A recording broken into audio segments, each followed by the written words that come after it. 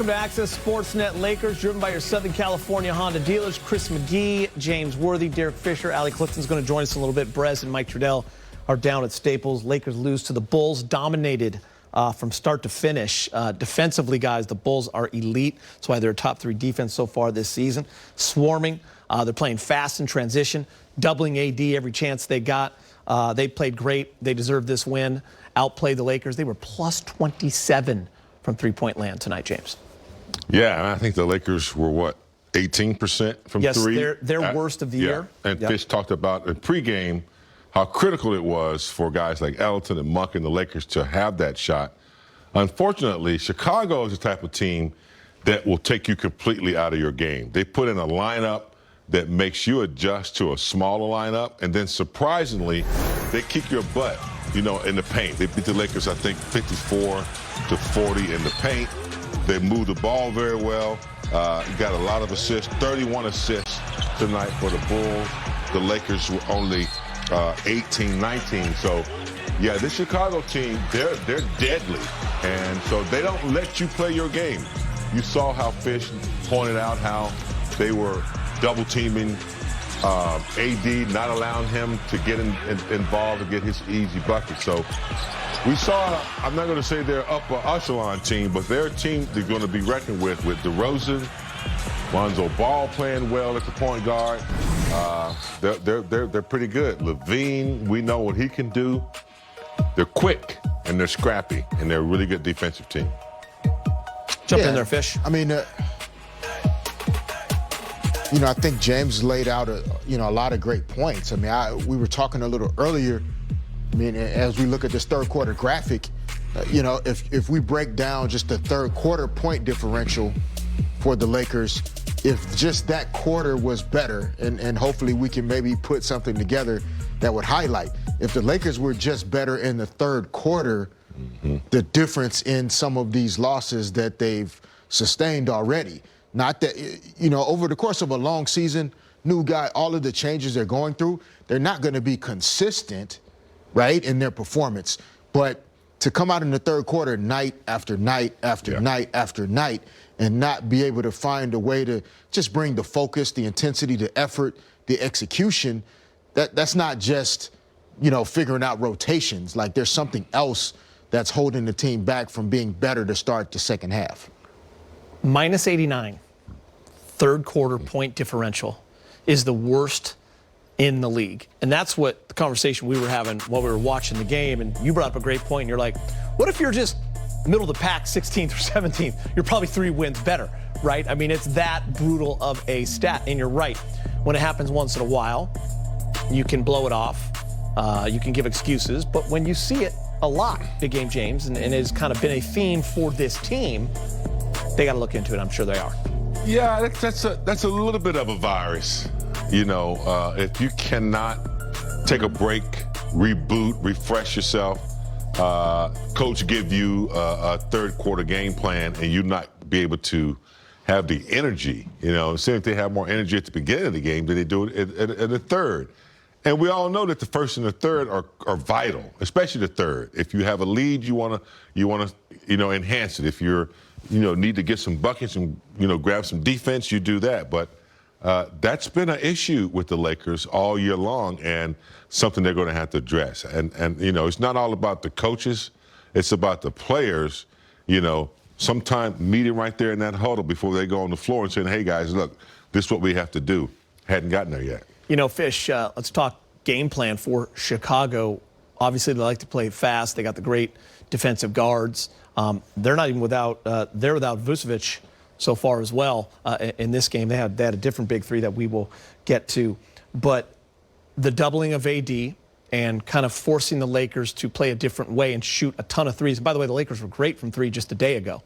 Shot 48%. It's crazy how basketball works. Today, their worst percentage of the year with 18%. Yeah, I mean, the Lakers are a dominant team in the paint with their size. Russell Westbrook's ability to get downhill and get into the lane. And then obviously Anthony Davis has been dominant at the center position once the Lakers have gone small with Melo at the 4. So to come in tonight, the Chicago Bulls decided we're not going to allow Anthony Davis to dominate this game, in particular in the first half. So they took all of his paint ability away. Anytime he touched it below the free throw line extended, they sent a second body. And then the length and activity from their guards and wings, it allowed them to get back in rotation. And essentially with Russ or Rondo, that was the guy that out of their rotation, he would have been the one that had to take the three. And the Bulls decided they were going to live with that tonight.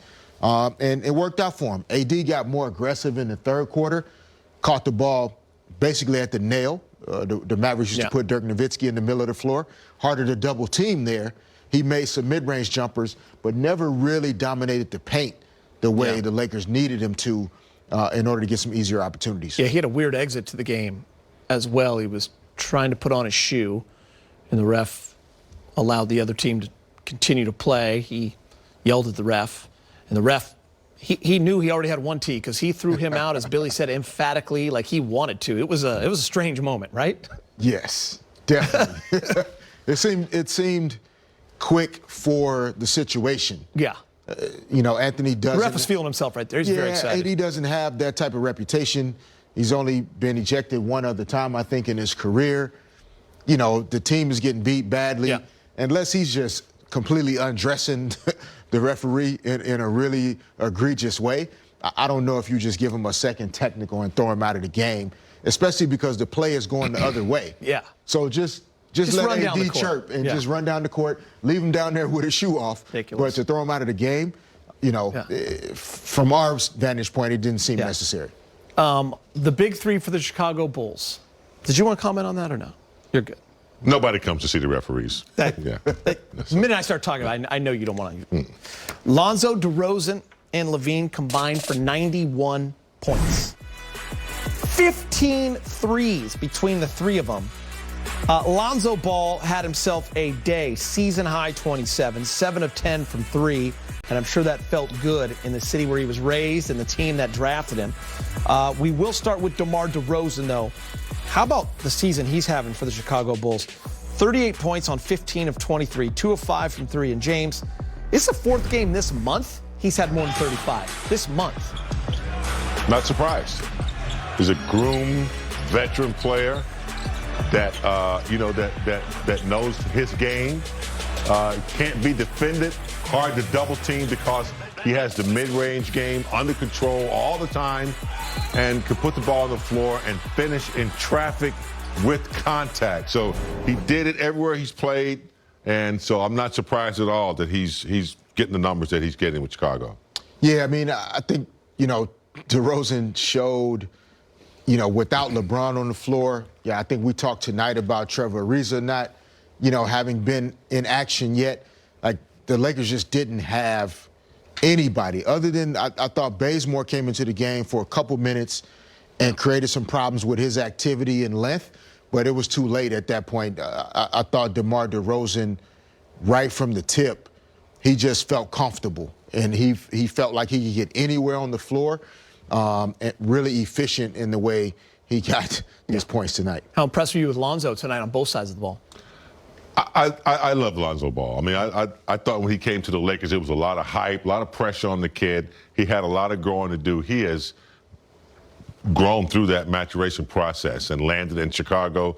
We all knew he needed to shoot the ball better. He is really comfortable shooting the basketball. Remember, he's a hell of a defender, too, talking about that length Fish was talking about.